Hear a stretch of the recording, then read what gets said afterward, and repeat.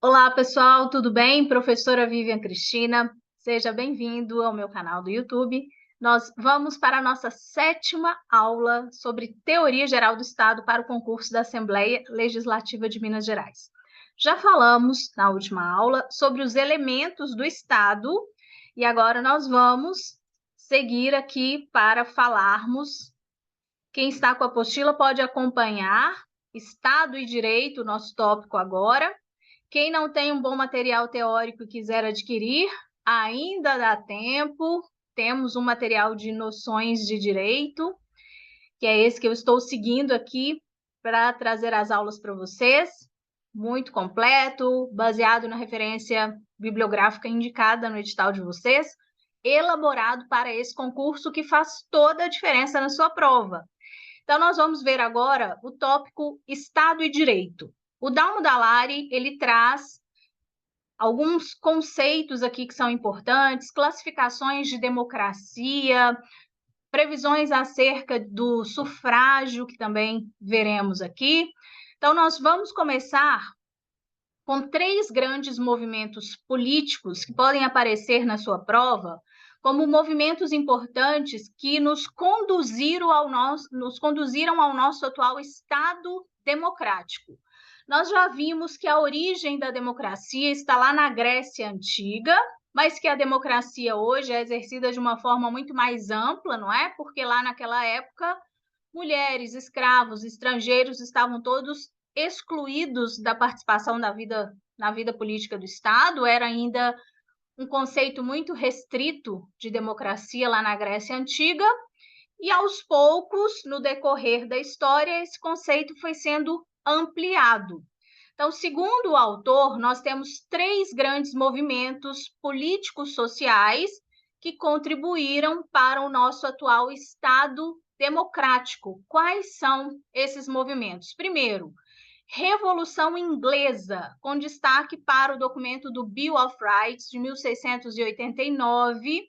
Então, os ingleses começam lá com a Magna Carta, no século XIII, a limitar o poder real, e o ápice desse movimento é justamente, depois da Revolução Gloriosa, a promulgação do Bill of Rights. Isso simboliza o fim do absolutismo na Inglaterra, muito mais força, muito mais poder para o parlamento inglês e a consagração da ideia de separação de poderes.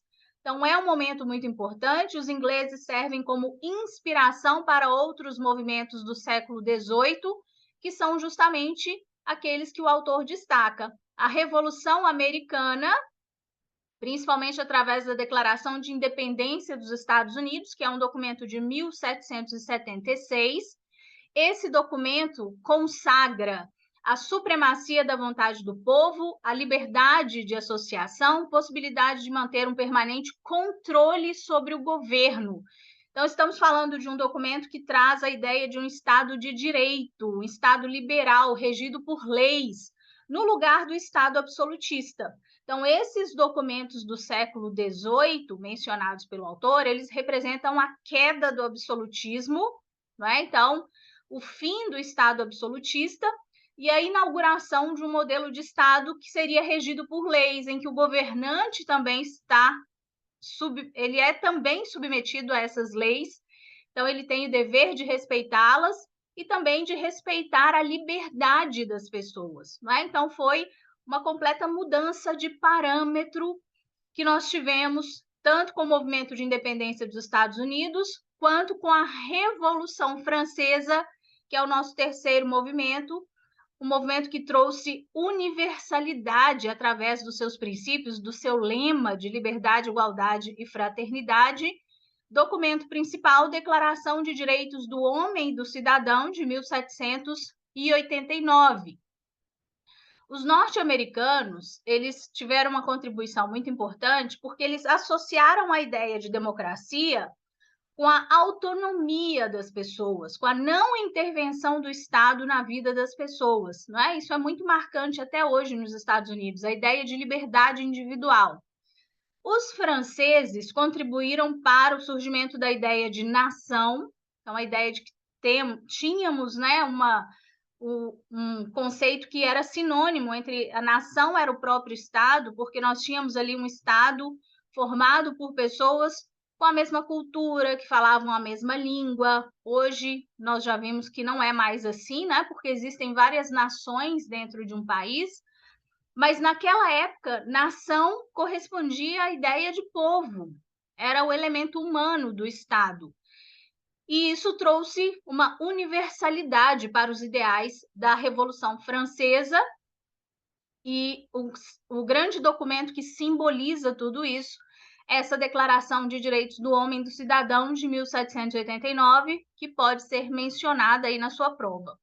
Então, os três grandes movimentos: Revolução Inglesa, documento de destaque, Bill of Rights, de 1689, Revolução Americana, documento de destaque, a Declaração de Independência dos Estados Unidos, de 1776, e Revolução Francesa, documento de destaque, Declaração de Direitos do Homem e do Cidadão, de 1789. Outra questão de prova muito relevante, coloquei em um quadro aí na apostila para chamar a atenção de vocês. A partir desses movimentos, nós destacamos 3 pontos fundamentais que norteiam a ideia de democracia. Quando nós pensamos em democracia, esses 3 pontos têm que imediatamente vir à nossa mente. Quais são? Primeiro, supremacia da vontade popular, tanto no tocante à representatividade, quanto ao direito de sufrágio e aos sistemas eleitorais e partidários. Não existe democracia sem a vontade popular, sem a participação popular. Segundo, preservação da liberdade, agir de acordo com a lei sem interferência do Estado na vida privada, que é o que os norte-americanos prezam muito. Terceiro, igualdade de direitos, vedada a discriminação entre classes sociais, sobretudo por motivo econômico. Então, guardem como pontos fundamentais da democracia: supremacia da vontade popular, preservação da liberdade e igualdade de direitos, tá?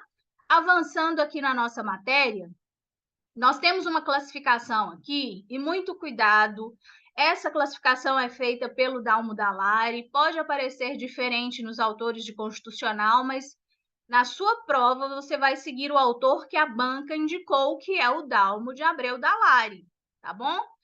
Então, ele diz que nós temos 3 tipos de democracia: direta, semidireta e representativa. A direta hoje é praticamente impossível, é o que se observou lá na Grécia Antiga, e ele conta que ainda existiria democracia direta em alguns cantões suíços, não é? Então, em locais na Suíça em que existe uma assembleia, em que todos os cidadãos votam, mas que isso é muito difícil, né? Então, existiriam nesses locais isolados, com uma população pequena lá na Suíça, a ideia de democracia direta, mas hoje o que nós temos o mais comum é a democracia na sua forma semidireta ou na forma indireta. Para o Dalmo, na forma indireta, nós temos alguns institutos. Ele destaca o referendo, o plebiscito, a iniciativa, o veto popular e o recall. Vamos ver cada um deles. O referendo, gente, é uma consulta. Plebiscito e referendo são consultas feitas aos eleitores. A diferença é que o referendo é uma consulta posterior, enquanto o plebiscito é uma consulta prévia. Então, no referendo, eu já tenho uma lei, a decisão já foi tomada, o ato já foi praticado. A consulta é para que os eleitores confirmem ou não a lei, o ato, a decisão, não é? Pode aparecer com o nome de plebiscito confirmatório, mas o mais comum é referendo, ou referendum, do latim. É o que nós tivemos aqui no Brasil na época do Estatuto do Desarmamento. A lei estava pronta, já tinha sido promulgada, perguntaram aos brasileiros, né, fizeram uma pergunta sobre essa lei já existente, então foi um referendo em 2005. Já o plebiscito é a consulta prévia, que é feita aos eleitores, e com base nos resultados é que a lei será criada ou não, o ato será praticado ou não, E existem muitas críticas em relação a esses institutos, porque dizem os doutrinadores que muitas vezes o eleitorado não está preparado para responder, não tem o conhecimento necessário para responder a essas questões, pode ser facilmente manipulado. E o plebiscito nós tivemos no Brasil em 1993 para definir a nossa forma de governo, se seria monarquia ou república, e o nosso sistema de governo, se seria presidencialismo ou parlamentarismo. E lá naquela época os brasileiros escolheram a república e o presidencialismo, tá? Então, plebiscito e referendo temos no nosso país. A iniciativa popular é um instrumento através do qual um certo número de eleitores tem o poder de apresentar um projeto de lei ou uma emenda constitucional. No Brasil, pela Constituição Federal, só existe iniciativa popular de lei, não existe iniciativa popular de emenda constitucional prevista na nossa Constituição, tá? Então, só podemos apresentar projeto de lei ordinária ou de lei complementar, mas não de emenda à Constituição. Então, esses três primeiros nós temos aqui no nosso país. O veto popular é o que os norte-americanos chamam de referendo mandatório, né? Então, é um instrumento diferente que eles têm lá. Depois que um projeto de lei é aprovado, isso lá nos Estados Unidos, em um prazo de 60 a 90 dias, o eleitorado poderia requerer que ele passasse por uma aprovação popular. Então, imaginem, se nós tivéssemos isso por aqui, o Congresso aprovaria uma lei e depois essa lei seria submetida à votação popular, para que nós tivéssemos o poder de aprovar ou vetar aquela lei, né? Então, se esse pedido de aprovação acontecesse, a lei teria que ficar suspensa, esperando as próximas eleições até que o povo a aprovasse. Então, é uma espécie de veto, um poder de veto que é concedido aos eleitores. Não temos isso no Brasil. E o recall, um instrumento também muito famoso dos norte-americanos, poderia ser usado em duas situações: para revogar a eleição de um político ou funcionário eletivo. Olha que ideia boa essa!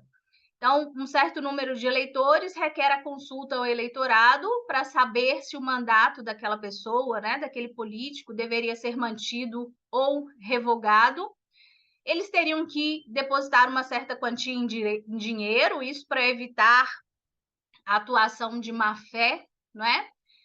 E quem tem o mandato questionado poderia se defender na própria cédula de votação, e a decisão de revogar ou não ficaria nas mãos da maioria, a decisão seria tomada pela maioria.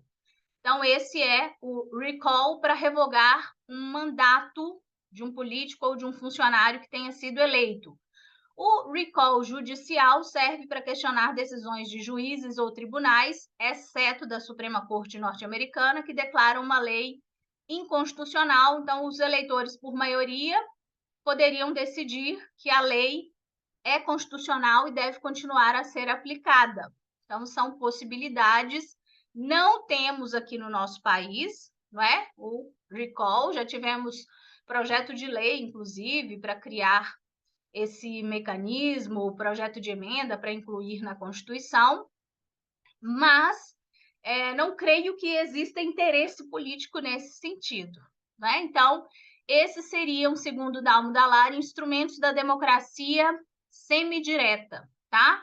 Referendo, plebiscito, iniciativa popular, veto popular e recall. Lembrando que aqui no Brasil temos referendo, plebiscito e a iniciativa popular. Por fim, a democracia indireta, também chamada de representativa, é aquela através da qual nós elegemos representantes que vão atuar em nosso nome, não é? Então, em regra, quando nós votamos, nós estamos exercendo a democracia na sua forma indireta. Então, nós concedemos um mandato para alguém exercer o poder em nosso nome, para nos representar, e daí é que vem o mandato político. E aí o Dalmo conta uma evolução desse mandato, que é muito interessante, ele diz que nós já tivemos um mandato imperativo que existiu desde o final da Idade Média até a Constituição Francesa de 1791. Então, quem recebia esse mandato imperativo recebia já as instruções e tinha que cumprir fielmente as instruções.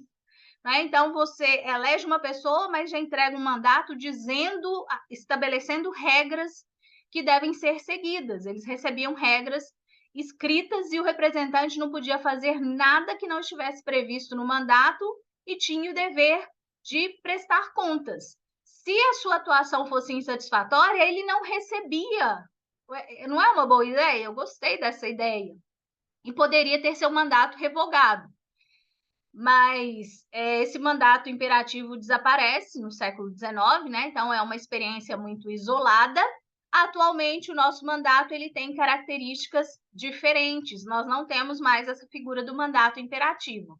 Quais são, então, as atuais características do mandato? Primeiro, o mandatário, mesmo que ele não tenha sido eleito por todo o povo, né? Mesmo que seja aí só uma parcela, uma parte do povo, ele expressa a vontade de todos, porque ele toma decisões que valem para todos, em nome de todos, né?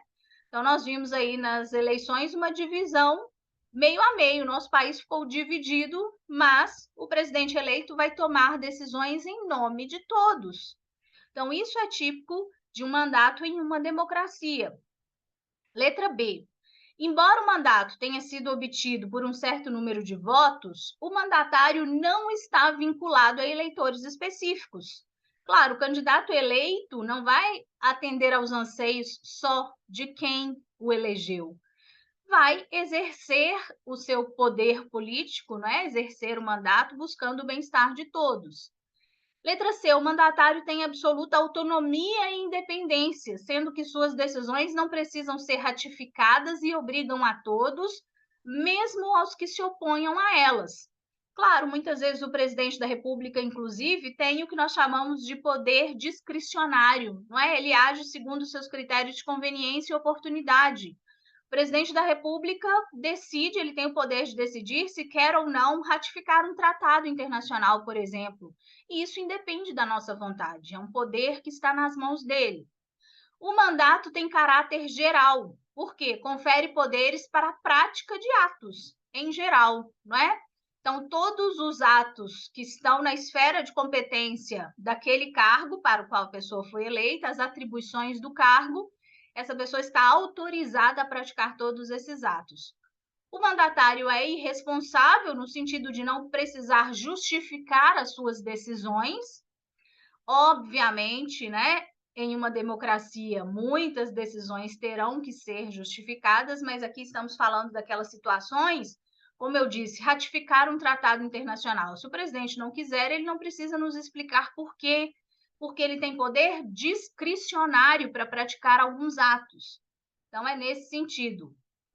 Em regra, o mandato é irrevogável, sendo conferido por prazo determinado, então, princípio geral de revogabilidade. A exceção seria o recall, que é um instituto que não existe no nosso país, não é? Então, é claro que existem outros mecanismos. Se o presidente pratica, por exemplo, crime de responsabilidade, ele está sujeito a um processo de impeachment. Mas, regra geral, o mandato é irrevogável. Se não estivermos satisfeitos, em regra, temos que esperar as próximas eleições e manifestar nossa vontade nas urnas, né? Já que aqui no Brasil nós não temos o instituto do recall, tá? E aí, na nossa próxima aula, nós vamos seguir falando de representação política e de sufrágio. E aí eu vou mostrar também para vocês algumas questões. Por falar em questões, nós estamos montando um curso de resolução de questões, tá? Que vai ser bem legal. Eu e a professora Patrícia, em breve, daremos notícias. Nós vamos fazer uma revisão através de questões com aulas em vídeo. Então, já se programem aí, reservem um dinheirinho para vocês investirem nessa reta final. Quem não pôde adquirir a apostila nem fazer nossa mentoria, mas gosta das dicas, gosta do nosso trabalho, guarde aí, faça essa reserva para você investir em janeiro no nosso curso de resolução de questões, tá bom? Então, vocês já sabem, tem que curtir o vídeo Tem que deixar aí um comentário para me ajudar na distribuição. Compartilhe com seus amigos que estão estudando, não custa nada para vocês, me ajuda muito para o YouTube mostrar o nosso vídeo para mais pessoas, tá bom? Então, vejo vocês no próximo ano. Grande beijo. Até a nossa próxima aula. Quem quer mais aula, deixe aí nos comentários para liberarmos a nossa aula 8.